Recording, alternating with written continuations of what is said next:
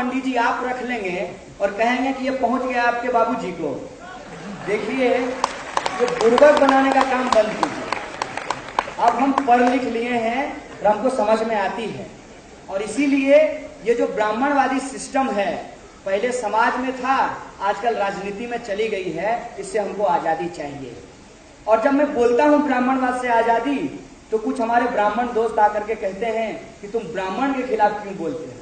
हमने कहा यही ब्राह्मणवाद है भाई मेरे, कि तुम समझ नहीं पाते हो कि ब्राह्मण और ब्राह्मणवाद में अंतर होता है। ब्राह्मण और ब्राह्मणवाद में अंतर यह होता है कि ब्राह्मण होना अपराध नहीं है, जैसे दलित होना अपराध नहीं है, लेकिन ब्राह्मण होने के बाद ये महसूस करना कि हमसे ऊपर कोई नहीं है, ये अपराध है, ये गैर कानूनी है। और ब्राह्मण और ब्राह्मणवाद में फर्क इस स्तर पे होता है कि कई बार कई दलित भी समझ लेते हैं कि हम सबसे ऊपर हैं, मतलब वो दलित होकर के ब्राह्मणवादी हैं, इस बात को आप समझ लीजिए।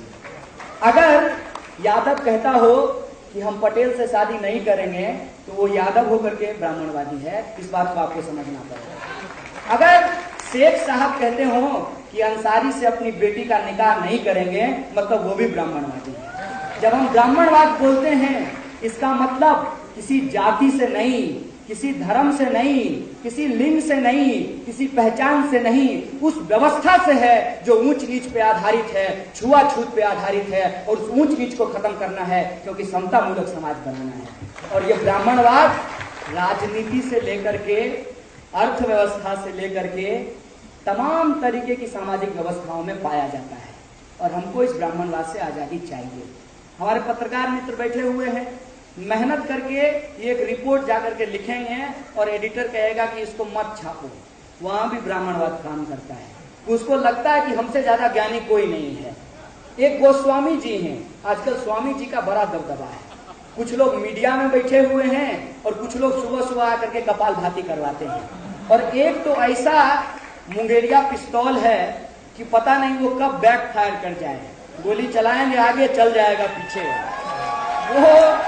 वो स्वामी जी को भाजपा जो है चुन करके सभा में लेकर के आएगी कि कांग्रेस के खिलाफ बोलेगी, लेकिन उसको बोलने की ऐसी आदत है कि कांग्रेस से बोलते बोलते वो बीजेपी के खिलाफ भी बोलना शुरू कर देती है। दोस्तों, तो ये जो स्वामी जी लोग हैं, ये ब्राह्मणवादी लोग हैं जो समझते हैं कि उनसे ज्यादा ज्ञानी कोई नहीं है। अभी स्वामी जी बोले हैं कि मैं जेटली से ज्यादा बढ़िया वित्त मंत्री हो सकता हूँ। स्वामी जी, हमारा मानना है कि आप मोदी से ज्यादा बढ़िया प्रधानमंत्री भी हो सकते हैं। असल मसला ये है कि हमेशा व्यक्ति को फोकस करके विचारधारा के सवाल को गौन कर देते हैं। हम कहते हैं कि स्वामी जी हो या शास्त्री जी हो, मोदी जी हो या गिरिराज जी हो, कोई भी हो या महाराज जी हो, सवाल व्यक्ति का नहीं है, सवाल विचारधारा का है। और जब हम विचारधारा की बात करते हैं तो हमको समाज से ऊंच नीच नहीं चाहिए, और समाज से ऊंच नीच खत्म करने वाले जितने भी लोग हैं, चाहे वो हिंदू हो, मुसलमान हो, सिख हो, ईसाई हो, गोरा हो, काला हो, ब्राह्मण हो, दलित हो, महिला हो, पुरुष हो, तमाम लोगों को एकजुट एक मंच पे आने की जरूरत है। और समानता की बात सिर्फ और सिर्फ वोट के आधार पर नहीं, शिक्षा के आधार पर भी, जिसकी बात हमारे साथी कर रहे थे कि जब वोट बराबर है तो अधिकार बराबर क्यों नहीं। जब अंबानी का वोट एक और जो जूता सिलने वाला है उसका वोट एक, तो दोनों का बच्चा एक ही स्कूल में क्यों नहीं पढ़ने जाता। इसीलिए राष्ट्रपति हो या चपरासी की संतान, सबको शिक्षा एक समान की हम बात करते हैं, सबको उसकी योग्यता के आधार पे एक समान रोजगार देने की बात करते हैं। इसीलिए हम कहते हैं कि जो भी हमारे समाज के बेस हैं, बुनियाद हैं, उनके हर हाल में हमको रक्षा करनी पड़ेगी, चाहे वो किसान हो, बुनकर हो, मजदूर हो, उनके हक और अधिकार की बात करनी पड़ेगी। और यह जो लड़ाई है, ये बराबरी की लड़ाई है।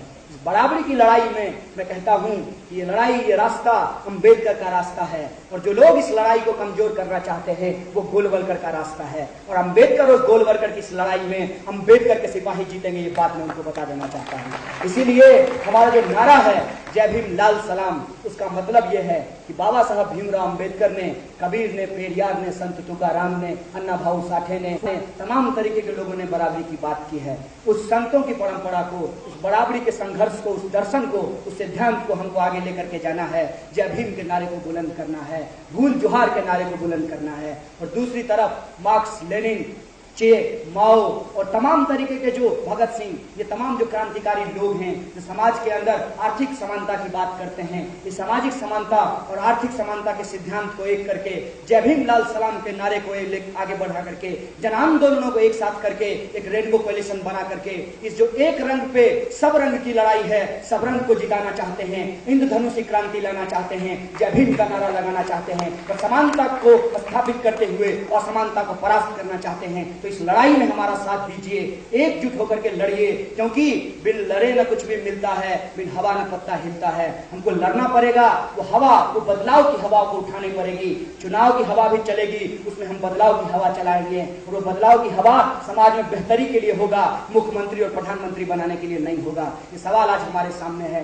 इन्हीं शब्दों के साथ आप तमाम लोगों का एक बार फिर से शुक्रिया अदा करते मैं आपसे विदा लेना चाहूंगा। शुक्रिया। इनकलाब जिंदाबाद।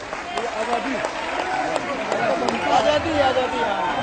आप कुछ लोगों का अनुरोध है कि आजादी का स्लोगन हो, आप बस पीछे से आजादी कहिएगा। तो हम क्या चाहते? आजादी। जोर से बोलो। आजादी। है हक हमारी। आजादी। है जान से प्यारी। आजादी। है जातिवाद से। आजादी। है मनुवाद से। आजादी। है संघवाद से। आजादी। है छुआछूत से। आजादी। है झूठ मूठ से। आजादी। है सूट बूट से। आजादी। है पूंजीवाद से। आजादी। सुनसान सड़क पे। आजादी। अरे आधी रात को। आजादी। महिलाएं मांगे। आजादी। तो पुरुष भी मांगे। आजादी। हम लेके रहेंगे। आजादी। है हक तुम्हारी। आजादी। तो जोर से बोलो। आजादी। अरे डर गए क्या?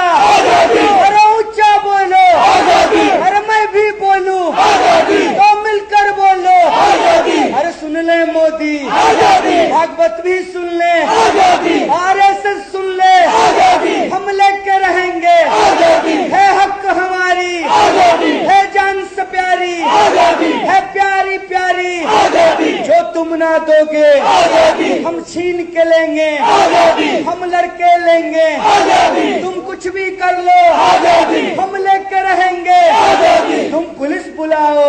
आजादी। तुम डंडे मारो। आजादी। तुम जेल में डालो। आजादी। सेडिशन लगाओ। आजादी। हम नहीं रुकेंगे। आजादी। हम लेके रहेंगे। आजादी।